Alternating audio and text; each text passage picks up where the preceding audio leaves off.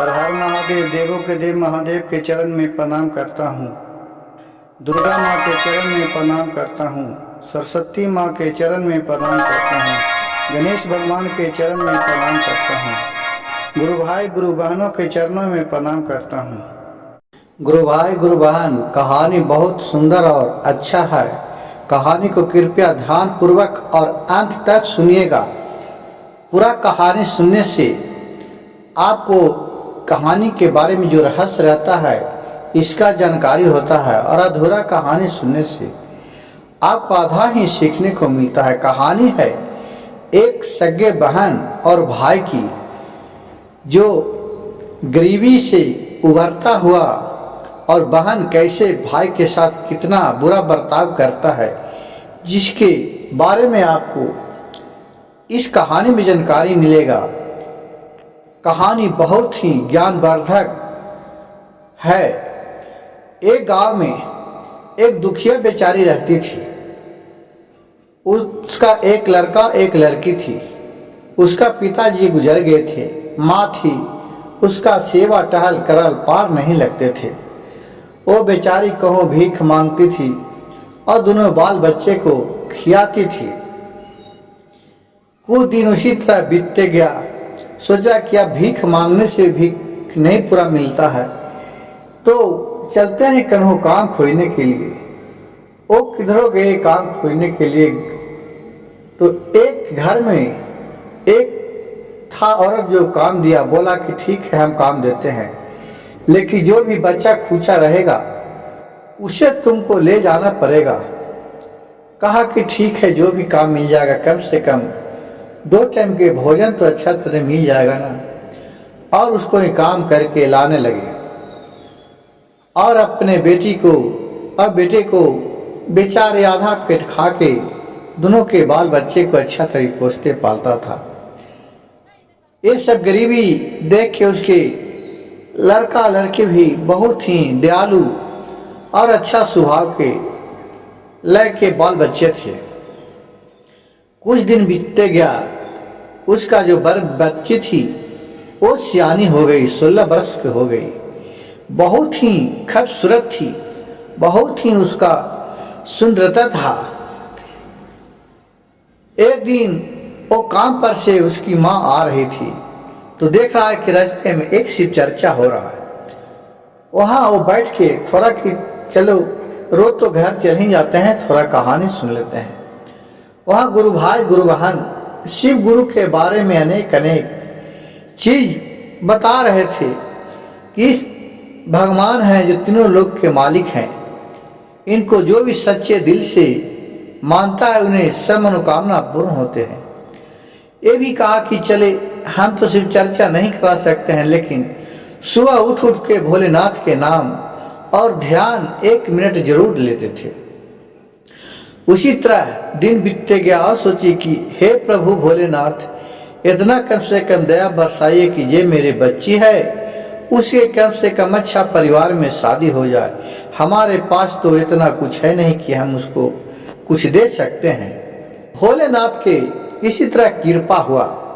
एक दिन के बात है कि एक राजा घोड़सवार बनके और इसके तरफ घूमने जंगल में आया। तो घूमते घूमते उसको प्यास लग गया, तो ही बुढ़िया के पास वो गया। इस झोपड़ी नजर आया, कहता चलते हैं तनी पानी मांगने के लिए। बोला कोई है पानी थोड़ा पियाइएगा। तो उन्हीं से वो लड़की निकली, बुढ़िया की बेटी। उसे देखकर राजकुमार था जो घोड़ा पर आया था, वो बहुत ही मोहित हो गया। वो भी शादी करने जोग था, लेकिन उसका शादी नहीं हुआ था। एकदम खूबसूरत लग रहा कि इंद्र के परी है, जिस तरह से उसका रूप था। वो इस पर मोहित हो गया और बोली कि इस घर में और कौन कौन रहते हैं। लड़की बोली कि मेरे एक बूढ़ी माँ रहती है और हम और हमारे भाई रहते हैं। तो कहा ठीक है, हम आपसे शादी करना चाहते हैं, आप शादी करेगी? बोले कि हम कैसे कर सकते हैं, जो भी करेगी मेरी माँ करेगी, मैं कुछ नहीं बता सकते हैं। तो बोले कि माँ कब तक आएगी? बोले कि माँ आएंगे शाम को, अभी मजूरी करने के लिए गए हैं और खाना लाएगी तो हम लोग खाएंगे। उसकी माँ शाम में आए, जब तक वो वहाँ इंतजार कर रहा था। बुढ़िया देख के राजकुमार को डर गया कि भाई ये घोड़े बहाने हैं मेरे दरवाजे पर, और कौन आदमी मेरे घर में है, क्या हो गया, कौन सा गलतियां कर दिए। लेकिन वहां गया तो देख रहा है कि राजा के लड़का बैठा है। तो उसे देखकर राजा खुद दंड प्रणाम किए बुढ़िया को और बोले कि मैं आपके लड़की से शादी करना चाहती हैं, आप क्या हमको शादी करवा देगी? आपको तो कोई इतराज नहीं है। बुढ़िया बोली कि सौभाग्य हो, हमें क्या इतराज रहेगा, लेकिन मैं कहाँ एक झोपड़पट्टी वाले और आप राजकुमार हैं। हमारे पास तो उतना आपको सेवा टहल करने के लिए मेरे पास पैसा भी नहीं है, मैं कहाँ से दूंगा। कहे कि इसका चिंता नहीं लीजिए माँ जी, मैं हूं ना, आपको सारी चीज मैं आपको दे दूंगा। कहे कि ठीक है, मैं राजी हूँ। और वहीं उसको ढेर सारी पैसा दिया और वहीं से चटमट शादी करके वो चला गया। कुछ दिन उसी तरह बीता, उसी तरह 10 साल हो गया। अब इसका भाई भी सियान हो गया। तो भाई बोला कि माँ, दीदी को देखला बहुत दिन हो गया है, तने दीदी के यहाँ जाने का मन कर रहा है, ये चलते हैं दीदी के यहाँ। कहा कि ठीक है बेटा, चले जाना, 2 दिन के बाद कुछ पैसा व्यवस्था करता हूँ और तू कुछ खाने के लिए आपको दे दूंगा रास्ता में। कहे कि ठीक है माँ। तो 2-4-10 रुपया किधरों से व्यवस्था हुआ, उसको लाके अपना लिट्टी बना दिया आटा का और अपने बेटे को कहा कि लो, जहाँ रास्ता भूख लगेगा वहाँ चले जाना, खा लेना, लेकिन कैसे तुम खोजेगा? बोला कि मैं जीजा के तो नाम याद है, वही नाम खोदते खोदते मैं उस राज में चला जाऊंगा। और फिर अपना लिट्टी लिया और अपना जंगल के रास्ते अपना निकल गया। धीरे धीरे उसको भूख लगा रास्ते में, सोचा कि चलो दीदी के यहाँ जाएंगे तो अच्छा अच्छा खाना खाएंगे। दीदी तो ये तो बहुत मेवा मिष्टांग दूध मलाई खाऊंगा, अब लिट्टी क्या खाऊं? तो लिट्टी क्या कि जंगल में एक झाड़ था, वो झाड़ी में नुका दिया और फिर उसी जंगल दिखा अपने चले गया। अब जैते जैते उसको कहूँ काटा कुछ में बजा तो उसको कपड़ा फट गया, एकदम भीख मंगा की तरह लगने लगा। फिर अपने दीदी के घर पहुंच गया, पूछते पूछते उसका दीदी उसी वक्त महल पर थी। वो तो पतरानी बन गई थी, वो तो सबका भूल ही गया था अपना कि माँ और मेरा भाई भी है। देखा कि वहां से मेरा भाई आ रहा, हो पहचान गया।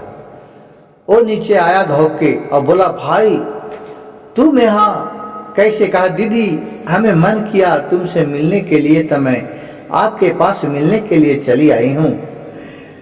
कहा कि ठीक है, ये तुम्हारा जीजा देखेंगे तो देखेंगे कि ये मेरा साला है, ये तो एक भिखारी है, हमको बहुत मोहिस्ती होगा और तुम्हें नौकर चाकर दिखा यहाँ से बंधवा के पिटवाएंगे। तुम ऐसा करो कि तुम नुका जाओ और वहाँ से एक उसको जो घोड़े के घोड़साल था उन्हें ले जाके अपने भाई को बैठा दिया और बोला कि तुम कुछ भी नहीं बोलना।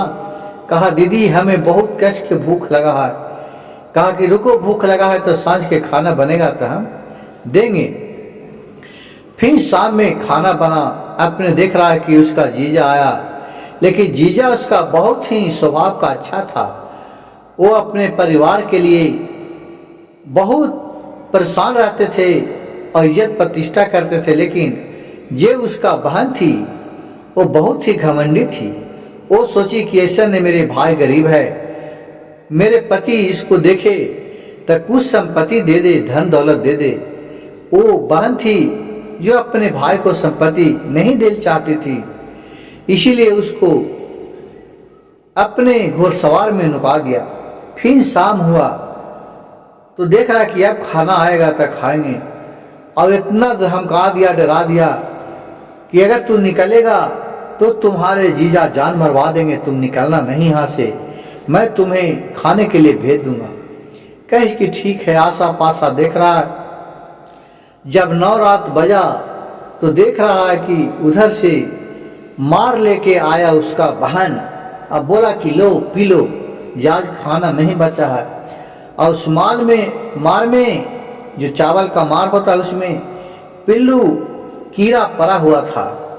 वो देखा था, बोला कि दीदी ये क्या कीड़ा और पिल्लू पड़ल है, हम तो सोचे कि चलो दीदी के यहाँ जाएंगे तो अच्छा अच्छा खाना खाएंगे, और तू तो एक पिल्लू बड़ा दे दिया, मैं दीदी कैसे पीऊँ कैसे खाऊं।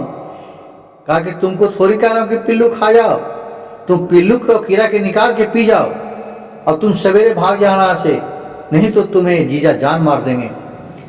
कहीं कि ठीक है दीदी।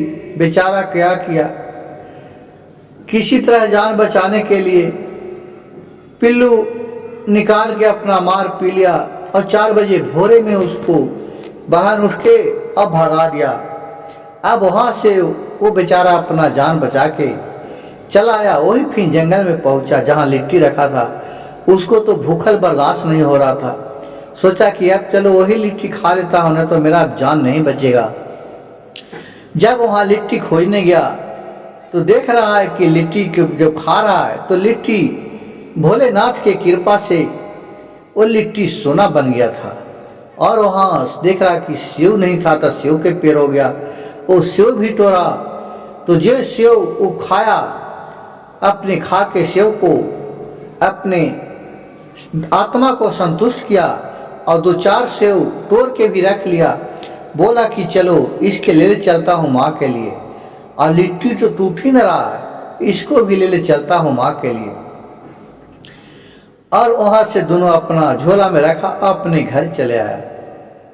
उसकी माँ देखा तो बोली कि बेटिया कैसा है बहन, तो बोली हाँ माँ बहन तो बहुत अच्छी है। तो खाना ना खाया था बेटा? हाँ माँ बहुत अच्छा तरीके खाना खाया था, हमको बहुत अच्छा अच्छा खाना खिलाया, 5 प्रकार का भोजन करवाया, बहुत दीदी अच्छी है और जीजा बहुत अच्छे हैं जी। अब देखो ना रास्ता में आ रहे थे तो भूख लग गया, फिर तो जो लिट्टी तो दी थी माँ, वो लिट्टी तो टूट ही ना रहा है। तो उसको कहा कि कहने हैं देखे, तो देख रहा तो झोला में से निकाल के तो देख रहा है कि उसमें सोना होल है, उसको लिट्टी है जी, और सेव भी जो रखा था वो भी सोना हो गया था। कहा कि ये क्या अजब कहानी गजब है। ये समझ गया कि ये सब भोलेनाथ की कृपा है, क्योंकि उनको सुबह सुबह लेके उठ के भोलेनाथ के में ध्यान लगाते हैं। अब हमारे दुख का समय, कष्ट भोलेनाथ दूर कर रहे हैं, अब सुख का समय आ रहा। और फिर देख रहा कि लिट्टी में जो भी सामान भोलेनाथ के नाम लेके ठेकाता हूँ वो सोना बन जा रहा है। अब वहां से 2-4 गो ढेला लाके ईटा लाके ठेकाया भोलेनाथ के नाम लेके लिट्टी में, वो भी सोना बन गया। अब उसका भाई था बेटा, तो कहा कि माँ लावो ये तो सोना है। कहा कि ये जो सोना है बेटा? कहा कि हाँ माँ लावो ना, जाता हूँ इसको बेच के आता हूँ और तनी खाना वाना लेके आऊँगा, पैसा वैसा लेके आऊँगा, तनी अच्छा से खाऊंगा। ये बहुत दिन हम लोग तकलीफ किए हैं माँ, अब शिव गुरु के भोलेनाथ का कृपा हम पर हुआ, अब उनका नाम नहीं भुलाना माँ। हम भी अब रोज सुबह सुबह उठ के भोलेनाथ के नाम लेंगे। और फिर बाजार गया और वहाँ से गया तो वो अपना सामान को बेचा दुकानदार के यहाँ, वो देख के बहुत सा उसका पैसा दिया। और फिर वो पैसा लाके और अपने घर में काम लगा दिया। जब भी पैसा घटता था कोई सामान ठेका के लिट्टी में ले जाके बेच देता था, सोना बन जाता था। उसी तरह खूब बड़ा महल बना लिया 2 तल्ला, और खाए पिए के कोई कमी नहीं रहने लगा, और ढेर मनी जगह जमीन कीन लिया, अपना बिजनेस फैला लिया। अब नया नया जब मकान उठा तो सोचा कि चलते हैं दीदी को न्योता कर देते हैं। बोला माँ कि बेटा कम से कम अब नया मकान बनाया है, हम लोग का दुख दूर हो गया भोलेनाथ के कृपा से, तो जाओ ना अपने बहन को ले लाओ। कहा कि माँ मैं वहाँ चला जाऊँगा, तो इधर कौन देखेगा? ऐसा है ना कि गांव वाले को कुछ पैसा दे के भेज देता हूँ। कहा कि ठीक है। तो गांव वाले के पैसा गाड़ी भाड़ा दे के और 5,000 रुपया एक्स्ट्रा दे के कहा कि जाओ ना जो तुम मेरे बहन को और जीजा को न्योत के लाओ कि वो घर बनाए हैं, वो घर का गृहवास है जो चलिए। वो जाके बोले, वो आदमी गया, पता दे दिया, वहाँ गए। फिर जब सुना कि मेरे भाई और माँ बहुत बड़ा आदमी बन गए हैं और गृहवास कर रहे हैं, कहा कि चलो चलो आओ। हंसते खोलते उसका बहन और उसका जीजा वहाँ से आए। फिर खूब धूमधाम से गृहवास किया और बहन को और जीजा को महसूस भी नहीं होने दिया कि मेरे साथ कैसा बर्ताव हुआ था। और फिर कहा बहन कि भैया अब मैं जा रहा हूँ। तो कहा भाई की बहन 2-4 दिन और रुक जाओ। कहा कि ऐसे रुकूंगा भाई, हमको लिए तुमको अब पंजेब देना पड़ेगा, नया नया घर का गृहवास किया। कहा कि ठीक है दीदी, तुम जे भी मांगेगी जे देंगे, आप उसके लिए टेंशन ना लो, रुक जाओ 2 दिन आओ।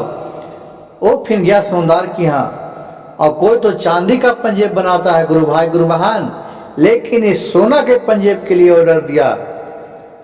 तो सोमदार बोला कि ठीक है 2 दिन में बना के दूंगा। तो फिर 2 दिन के बाद गया और बोला सुंदर से कि इसमें घुंघरू नहीं लगाना और इसमें ऐसा म्यूजिक फिट करना कि जब भी पहन के डेग बढ़ावे तो ये म्यूजिक बढ़ने लगे, बजने लगे अपने आप। तो बोला कि कौन सा म्यूजिक?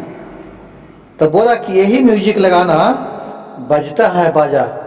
कहता है अहे दीदी हो एक खोरा खाना माला जी अच्छा छना वाला अब गिराला पिलुआ मारवा कहला देला जी। आज दीदी जी आज एक चिरू खाना माला जी अच्छा छना वाला अब पिलुआ वाला मारवा कहला देला। कहा कि ठीक है 2 दिन में तुमको मिल जाएगा। और फिर वहां से चले आया। 2 दिन के बाद गया तो अपने ला के दीदी को अच्छा अच्छा दिया, कपड़ा साड़ी लाया कीमती कीमती, और सोना के पंजेब लाया, और जीजा ला घड़ी लाया और उसके लिए पोशाक सिला दिए। और दोनों देख के खूब खुश हुए और विदागी करने लगे। तो जैसे पंजेब पहन के जैसी उसकी बहन पैर बढ़ाता है तो पंजेब में से आवाज आ रहा है अहे दीदी है एक कोरा खाना माला जी अच्छा छना वाला अब पिलू वाला मरवा कहला देला है। अहे दीदी है एक कोरा खाना वाला जी अच्छा छना वाला अब पिलुआ वाला मरवा कहला देला है। तब उसका जीजा बोला कि है तू पहन रहा थे, क्या चीज बोल रहा है? तो उसका बोला ही है बहन, चलिए ना जी ये तो बोलते रहता है ऐसी है, बता। तो ना इसमें जरूर कोई बात है, तू बता वो ये कैसे बोल रहा है? ये कहूँ पांजे बोलता है, हम तो आज तक सुनवे नहीं किए हैं, लेकिन तुम जब पैर बढ़ाता है तब बोलता है।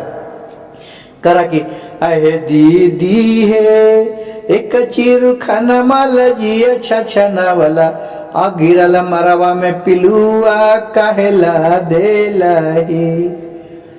जरूर कोई वजह है, तू बताओ, नहीं तो मैं नहीं जाऊंगा।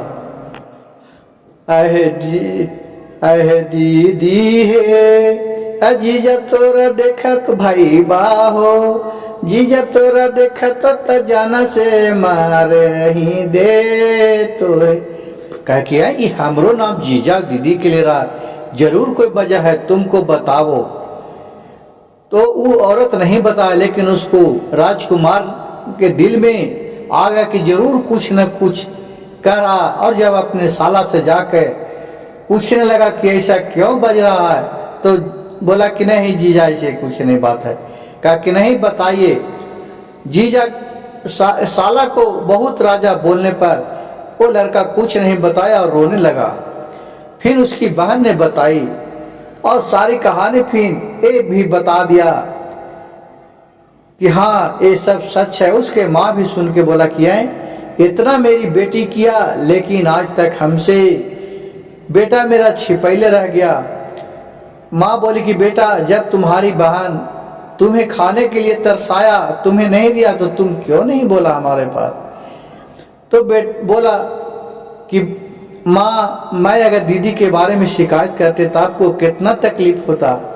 आज हमको नहीं शिकायत किए, आज भोलेनाथ के कृपा से हम अच्छा प्रगति पर गए, भोलेनाथ के महिमा हुआ, तो आज कम से कम दीदी हमारे दरवाजे पर आए ना। फिर वो राजा बोला कि जब ये आप भाई, कोई बहन नहीं हो सकता है जो एक पेट के जन्मा हुआ, तो ये मेरा क्या होगा? मैं इसको नहीं ले जाऊंगा। बोला कि आज से तुम अपना रास्ता देखो और मैं अपना रास्ता देखूंगा। फिर गोर में गिड़गिड़ा के बहुत रोने लगा। उसकी पत्नी अपने पति से, फिर उसके साला भी उसके आगे, राजा के आगे हाथ जोड़ के खड़ा हो गए, कहे कि जीजा, जो भी हुआ वो अच्छे के लिए होता है। अगर ये दीदी आज इतना हमको तकलीफ नहीं देती, तब भोलेनाथ का हम पर कृपया नहीं होता। अब इन्हीं का देन है कि आज हम इतना आगे तरक्की बढ़े कि गरीबी से एक आज यहाँ पहुँचे। जो भी होता है अच्छे के लिए होता है। गुरु भाई, गुरु बहन, इस कहानी से हमें यह सीखने को मिलता है कि किसी भी इंसान और आपको दिल सच्चा हो, आपके मन में छल कपट न हो, तो एक जब रास्ता बंद होता है तो दूसरा रास्ता शिव गुरु स्वयं खोल देते हैं। और मेरी कहानी अच्छा लगे तो कृपया एक मेरे वीडियो को लाइक कर दीजिएगा, और एक सब्सक्राइब कर दीजिएगा, और एक शेयर कर दीजिएगा। हर हर महादेव, घर घर महादेव।